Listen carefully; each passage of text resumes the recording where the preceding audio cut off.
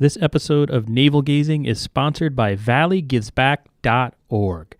Adding a Valley charity to your estate plan creates a lasting legacy that tells future generations what causes matter to you. Your action will inspire others to follow your lead and make a difference. With a planned gift, you have the power to impact the Valley community forever without affecting your current lifestyle. Learn more at valleygivesback.org, an initiative of the Valley Community Foundation. Plan now, give later, and impact tomorrow at valleygivesback.org. For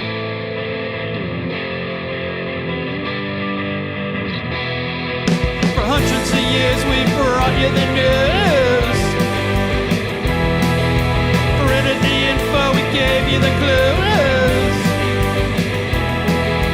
Owners' profits were always sky high. Changing market now threatens our lives. Post-literation, critical reading, dumbed down nation, signs of inbreeding. TV sucking ideas from our head. Public discourse just about dead. We'll ride the dinosaur. Yeah, ride the dinosaur. Hey, welcome to Navel Gazing, the Valley Indy's weekly podcast. My name is Eugene Driscoll of valleyindy.org. Joining me is Ethan Fry, also of valleyindy.org. What's up, Ethan? Not much. How are you? Good. It sounds like your levels are okay. So this podcast is also available on iTunes, SoundCloud, Libsyn, Google Play, and you can find us on valleyindy.org under Navel Gazing, assuming that still exists. We're just going through a transition to a new mobile site, so everything's a little different, and we're trying to restore things that we hope to restore, and other things will go away, I guess, something like that. So in this episode, we're going to listen to an FOI hearing. I filed a complaint against the city of Derby and the police department, or maybe it was just the police department, I don't remember specifically, a while back. I had asked to see a internal affairs report the police department compiled against an officer who was no longer employed by the city. He had been arrested on a domestic violence charge of some kind. That, as of this recording, that case is still pending in court. Could be resolved May 29th. But the city had agreed to terminate its relationship with the officer. He was allowed to resign. The city paid him a small amount of money, a couple of $1,000s. But we were denied access to the actual internal affairs report. The police department and the city, through its attorney, basically said, well, we got your request, although we don't have a problem releasing it. The officer does. He feels it's an invasion of privacy. Therefore, we're not going to release it. According to the FOI Commission past decisions that I looked at, and I'm not an attorney, the process the city used to deny us was wrong. What you're supposed to say, it's up to the city to determine whether it's an invasion of privacy. You can't just put that responsibility on the employee. The employee has a right to object, but just because the employee says no, you can't just deny it flatly. The city did this once before with an employee of the Department of Public Works who had been disciplined for painting the lines of a parking lot of a private business. The New Haven Register filed a complaint seeking access. Well, first they filed a request seeking access to a report on this employee. The city said no. They went to the FOI Commission. The FOI Commission said, Derby, you're doing it wrong. You can't leave it up to the employee. It's your responsibility to determine and then release the info. And Derby's not unique in this.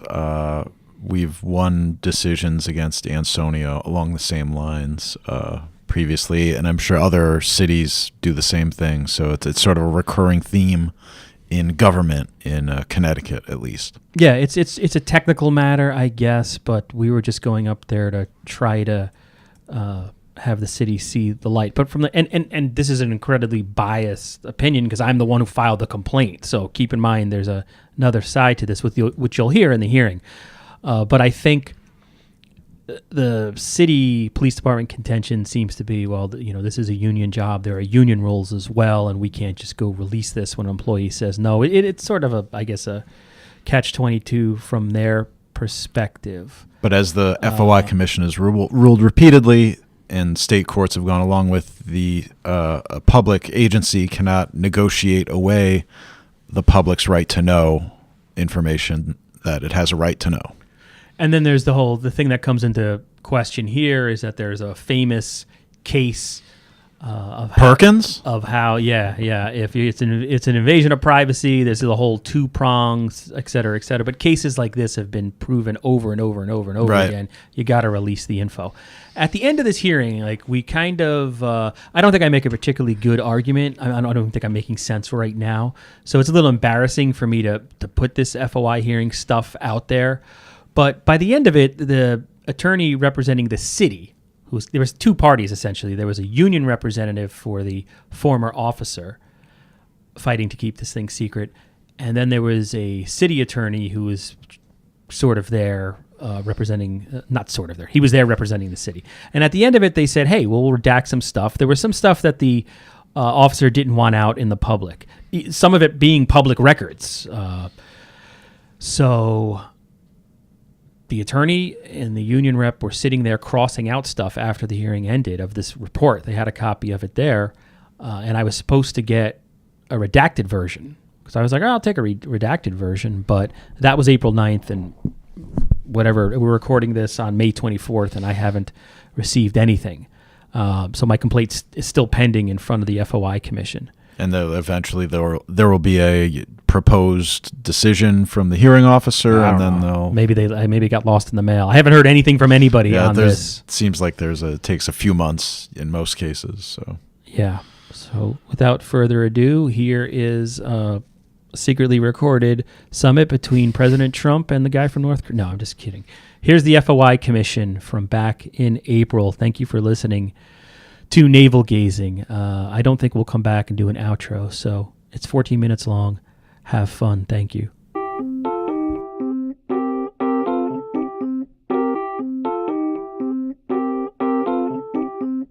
We are now back on the record. While we were off, the parties stipulated to the following documents. Complainant's Exhibit A is a January 26, 2018 FOI request from the complainants to respondents. Complainants B, it's a January 26, 2018 letter of acknowledgement from the respondents to the complainants. And complainants Exhibit C is a February 2nd, 2018 letter from the respondents to the complainants. Are these the documents to which the parties stipulated? Yes. Okay, so what I'd like to do next is swear in anyone who's going to be providing testimony. So it appears that respondents do not have a witness. So if you could just stand, Mr. Driscoll. Do you solemnly swear that the evidence you shall give concerning the case now in question shall be the truth, the whole truth, and nothing but the truth, so help you God? I do. And again, if you could state your name for the record and affirm that you've taken the oath. My name is Eugene Driscoll, and I just took the oath. Thank you. Okay, so Mr. Driscoll, you or the complainant, you get to go first. If you can tell me about your request and any response that you received to that request. So I requested access to an internal affairs report of the Derby Police Department and was denied access to that record. My contention is that the public has a right to see the record and that the process by which it was denied by the police chief violates the state's Freedom of Information Act. On background, on January 26, 2018, I sent an FOI request to Derby Police Chief Narowski and Derby Corporation Counsel Marino asking for a copy of an internal affairs report about Officer Jordan Gopros. If I remember correctly, I had learned about the internal affairs report because it was listed as a topic of discussion on the agenda of a Derby Police Commission meeting that was scheduled for a few days later. You have a copy of my initial FOI request. In a letter dated January 26, 2018, Chief Narowski acknowledged my request and wrote that the report, identified as IA 17-9154, quote, can be construed, unquote, as a request for a record from a personnel or medical file. The letter stated that the employee and the police union would be informed of my request and that they may object to releasing the IA report. The letter also stated, and the emphasis here is mine, the department intends to disclose the records you have requested unless the employee or the union says no in writing. In a letter from Chief Narowski then on February 2nd, 2018, the chief said the report will not be released because the employee objected. My contention is that this is an obvious matter of public concern.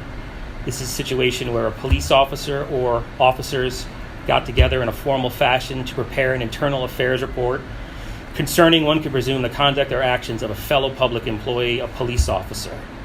I should also note, and I mention this to bolster my contention that this is a matter of public concern, the police commission and the officer in question came up with a legal agreement that saw the officer resign from the department and be paid about $4,500. That agreement was signed by the mayor. It was a topic of discussion at a Board of Aldermen meeting, and the agreement was made public. And again, I mention that only because I think it bolsters the contention that the internal affairs report is also a matter of public concern. And I have a copy of that agreement, which I just tried to enter into the record. I don't know if I can try that again after how that works. Well, what's the relevance of submitting it as? I think the internal agreement? affairs report, I'm presuming I haven't seen the internal affairs report, but it looks like it birthed this agreement. If there was no internal affairs report, there wouldn't be agreement. And my logic being that if this was released without problem, the internal affairs report should be as well. It's equally a matter of public concern. Do you want to offer it as an exhibit? I would like to offer it as an exhibit. I'd And- object again. Okay, and what? Grounds of relevance. Okay. I don't believe I need it with respect to whether or not you have access to the actual report. Excuse me, the internal affairs report. The question is whether or not, for me, it's going to be whether there is an internal affairs report and whether it's subject to disclosure. And it's on Okay. the burden. The respondents have the burden to prove why the record was not released. Okay. And so, and I'll have to determine whether or not they've met that burden. Okay. So I don't believe I You don't need it this. at this point, no. And I just want to speak briefly, if I could, about the process that I went through that was used to deny the access, if I could. And I'm talking about the internal affairs report. In the chief's January 26th letter, he writes, again, quote, "The department intends to disclose the records if the employer or the union does not object." And if you look at a Freedom of Information Commission contested case from a few years back, it's FIC 2011-555. And a quick summary of that, it was the city of Derby conducted an investigation into an employee of the Department of Public Works. In that case, a reporter requested access to the report that they created. In that case, just like now, the city said you cannot have it because the employee says so. In that case, the city was ordered to release the report, and in the commission's ruling, ordering Derby to release the report, they cited a section of the FOI Act, section 1-214B, that reads, "Whenever a public agency receives a request to inspect or copy records contained in any of its employees' personnel, medical files, and similar files, and they emphasize this, the agency reasonably believes that disclosure of such records would legally constitute an invasion of privacy, the agency shall immediately notify in writing the employee or the union." Also, the commission cited another section of that same law that says, "Nothing herein shall require an agency to withhold from disclosure the contents of personnel or medical files and similar files when it does not reasonably believe that such disclosure would legally constitute an invasion of personal privacy." And And so just, I'm sorry, Yeah. you cited, it was a 2011-555?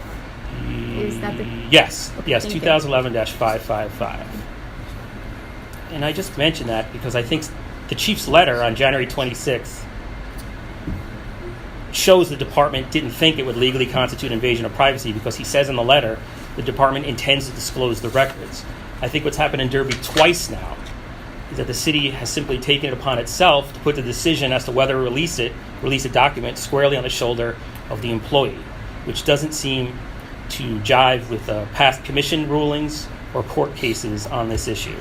So I'm just asking that the report be released immediately and that there's some type of corrective action taken where the FOI Act is followed when it comes to documents such as this. Okay. To the best of your, before I turn it over for cross-examination, to the best of your knowledge, so you believe that what happened, because I don't see a witness here for the respondents, just so the record is clear. So I'm going to pose this to you, and you may or may not be able to answer, but from your reading of that January 26, 2018 letter, and perhaps any other information that you may have, they did not make that determination whether it was an invasion of privacy. And then looked to the employee to see whether he had an objection. They just automatically informed the employee that there had been a request for the internal affairs file and Yeah. gave him the I think- opportunity to object or not. Yeah, but what I'm saying that the chief didn't make a decision, or the city itself didn't make any decision whether it was an invasion of privacy. They just sloughed it off on the employee. Automatic notification, Yes. essentially. Thank you. Thank Do you you. have any I have no questions? cross-examination. And as I noted earlier, it does not appear that you have any witnesses I here do not have today. witnesses. So would you like to make an argument? I'll A just legal pre- argument? I'll just present briefly the when we got the request, it was turned over to the employee. The employee objected to the request. That's why the document wasn't produced. So you're not presenting any testimony here today regarding whether it's an invasion of privacy? No, my clients have no objection to it being disclosed.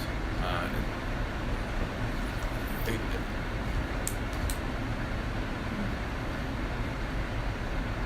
in conjunction with the employee's counsel, we may produce it with redactions, but my clients, the respondents, have no objection to it being released.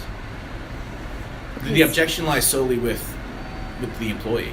I understand, but there's nobody here there's no testimony before me today proving that it's going to be an invasion of privacy. So there's no choice but for me to disclose these records. What's that? Sure. I'd like to call Attorney John Miller. I'd have to swear you in. Yeah, I know. Okay. Do you solemnly swear that the evidence you shall give concerning the case now in question shall be the truth, the whole truth, and nothing but the truth, so help you God? I do. So if you'd like to. Thank you. Christian. Good afternoon, Mr. Miller. Are you familiar with Internal Affairs Investigation Report number 17-9154? I am. And what does this report concern? Concerns an internal affairs investigation regarding a domestic violence arrest of City of the Derby employee. Okay. And what is your position? What is your Staff representative. I am the union rep for the City of the Derby Police Union. in Internal Affairs Investigation Report number 17-9154, are there any aspects of that report that you consider to be an invasion of privacy? I do. And what portions of the report would you consider to be an invasion of privacy? Kind of catch-22 here. If I put it on the record, then they have it.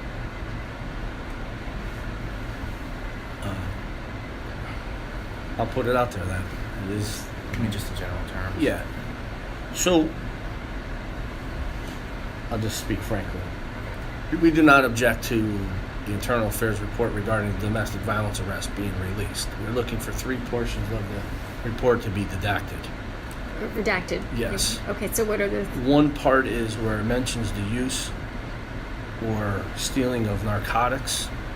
It was unsubstantiated, and it was never part of the termination hearing that took place regarding this Internal Affairs investigation. I believe it's an invasion of privacy and obviously future harm for potential employment for the employee. Number 2, it also talks about personal financial debt that he owes or has owed. Once again, an invasion of privacy has nothing to do with the domestic violence arrest that spun this Internal Affairs investigation. And the third portion would be more of an embarrassment that is put in there where his girlfriend or fiance at the time has slept with one of the witnesses.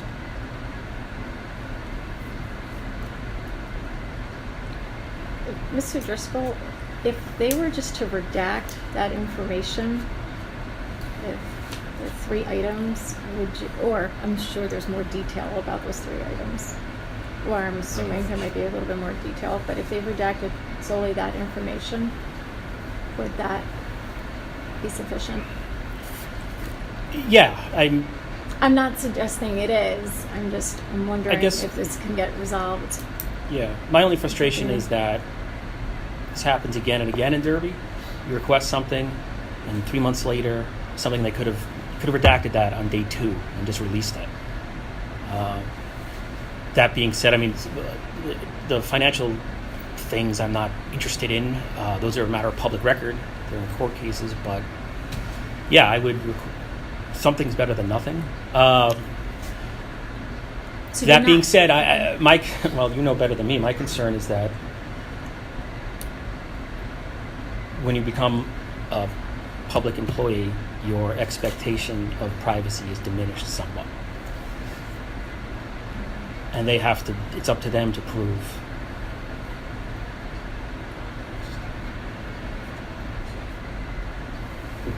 why they have to be the exception to a long-established rule. So I guess I'm saying personally, if I understand, but precedent-wise, it seems not appropriate. So if it was just a question, Sorry. No, it just I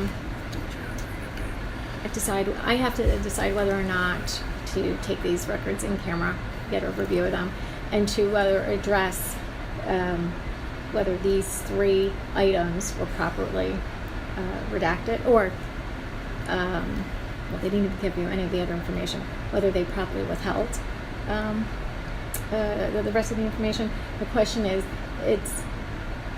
do you challenge and just the personal financial information if that was to be redacted? If I found, I would leave it up to you. Okay. If you take it in camera, Okay. like you said, and okay. you know better than I. Okay. Thank you. Mm-hmm. Do you have any follow-up questions for your witness? Nothing further. Do you have any questions for the witness? You have an opportunity to cross-examine. I don't think. None that I can think of right now. I mean, I think it might. I guess. No, I don't have any questions. I guess. Well, I'll ask one question: is the court case still pending? To Mr. Gokro's attorney. I am not an attorney. Let's put that out there. I'm a staff rep, and I am not handling the criminal court case. I just handle the labor issues for the union. But to your knowledge, are you aware? To my if knowledge, I if there's believe still a case? all the classes have been completed. The domestic violence classes that he was required to attend, and I believe they're just waiting on a court date in the next 30 to 45 days for the case to be dismissed. That's my knowledge of the court case. Once completion of the classes, it will be dismissed. Like it never happened. Any That follow-up? I do not. No? Anything further from the respondents? Okay.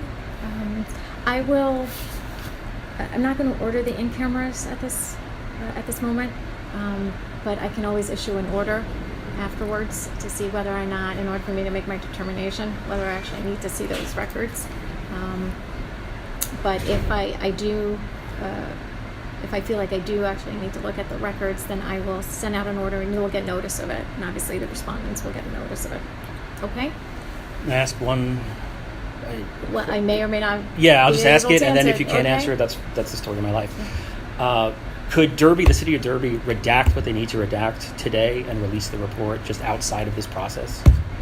That's a question for you to ask them.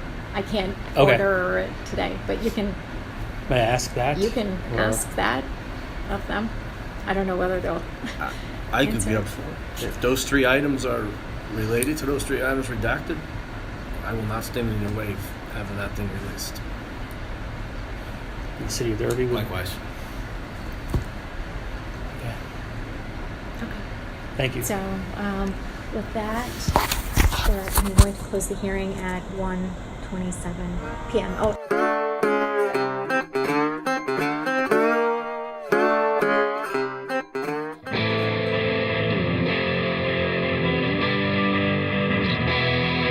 For hundreds of years we brought you the news. Printed the info, we gave you the clues. Owners, profits,